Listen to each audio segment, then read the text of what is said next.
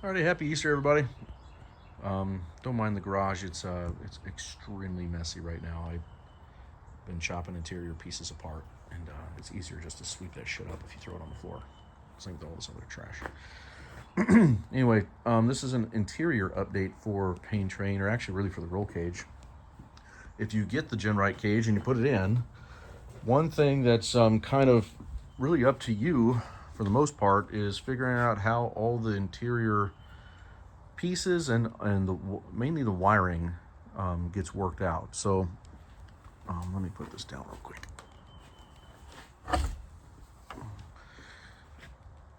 So what I ended up doing, so on the front A-pillars you have this connector, and then the same thing on the other side. You have a connector that goes up. You're gonna have to zip tie everything, of course. I bought this red snakeskin off Amazon actually 2 days ago. It came in a day. It came in yesterday. Anyway, so you're gonna have to, I chose to cover it. You don't have to cover it, but you're gonna have to zip tie or run all your wiring up. I ran it through the hole here. If you can see this, a little bit too short. And then I zip tied it to this bar up here, or the plate. And then you end up trimming all of the plastic to fit, in between the tubes. The mirror itself and the mount for the mirror, you have to trim off the back of it in order to get the mirror to fit.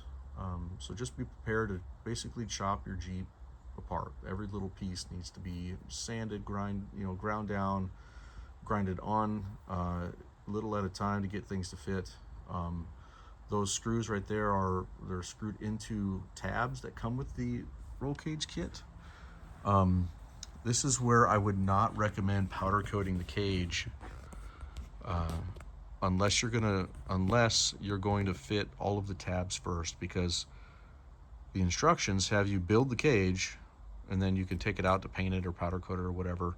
Then it tells you to put the interior pieces in. Well, in order to use the tabs, you have to weld on the cage to weld the tabs on. So if you spend all the money to powder coat the cage, then you have to weld. You have to grind your powder coat off, which isn't a big deal depending on how accurate you are, but the issue will be you have to grind the powder coat off somewhere to ground your welder, right? So this paint I used has been fantastic. All I did was, grind on the top of the bar there for a place to put the ground, and then I welded all my tabs on, and then I'll just go back and paint it with some spray paint. It's very, very simple. So you end up using 2 tabs there, 1, 2, 3, 4 for the dome light, and then I ended up using 2 for each speaker. So 8 tabs total is what I used for the interior pieces. Now, the instructions also don't have you put the soundbar back in. So that's one thing they don't tell you when you buy the kit is that you don't have a soundbar. There's no way to put the soundbar back in. So I just kind of came up with my own thing. So I depopulated the soundbar. I took all the speakers out, took the harness out, and then I just took my grinder, my cutoff wheel, and I cut it in half. Right. So then I trimmed the speaker boxes, or the speaker ends, to fit inside the cage like this. And it actually turned out pretty nice. But I also trimmed all this shit off the outside of it, all of this, all the way around, and I left 2 mounting tabs left over. Everything else basically got cut off. And then I put tabs on the cage and then mounted the speakers. What ends up happening though is you end up with an opening. You can see that right there in the end of the box. So that opening, I'm gonna have to go back and then use some plastic epoxy and another piece of interior plastic, and I'll just close that off. Just close it off and just box it out until there's a better solution available. But I think right now I'm actually pretty happy with this, because I get to just reuse my factory stuff. I don't have to purchase any other parts. So here's a piece of that snakeskin that I bought. This is snakeskin that opens like this, so you can wrap it around any of your harnesses. Because if you just buy the tube, like I've got the standard like tube style that doesn't have a split in it, it won't fit over the connectors.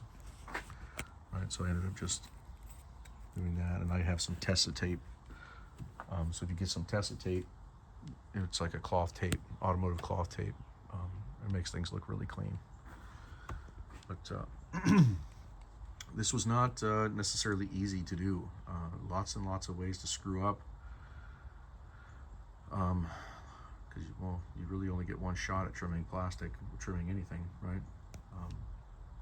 And there's no real way to measure it per se.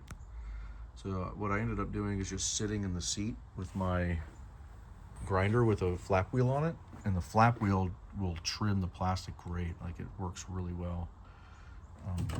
Now the B pillar wiring, all I did for it was I cut all of the factory like clips and Christmas tree and the little plastic channels. I cut all that shit off the wiring and just wrapped the wiring in the snake skin, and that's all I did. Taped it down here, and I just started zip tying it and went up and around. And now there's a whole bunch of wiring in the center there, so it doesn't sit exactly flush, but it looks great, looks fine. And same thing on that side. On that side is just the satellite antenna cable and the GPS antenna cable. This side is the dome light and speakers. Anyway, so the kit does not give you the information on how to do the speakers. It doesn't give you information on how to do the dome light either. It gives you a picture, but they definitely leave it up to you to figure that part out, right? Oops, sorry. Which is fine. I mean, anybody I think can do it. Yeah, I think we're good. So there's the wiring up there, and then when the windshield's back, it hides all of this, right? So it's not a big deal. And here's the top of there. It's pretty clean. Now it's just a matter of cleaning up all my plastic stuff, all my zip ties. I got so much shit in here right now. Believe it or not, this was all like really clean just a couple days ago, because I cleaned it before I put it in here. But it's a process. Now we're waiting on paint. This Cadillac got it's a 2004 CTSV. It got a Ford Racing diff put in from Creative Steel. Here's the old one. She's worn out. Excuse me. But anyway, so that's it. That's it for this video. If you have any questions, let me know. All the things that have to happen after you build the cage is it's pretty extensive. And that plate is crooked. God damn it. It's gonna drive me insane. I'm gonna have to fix that now. Damn it. Well, I'll fix it. All right. Happy Easter. Thank you.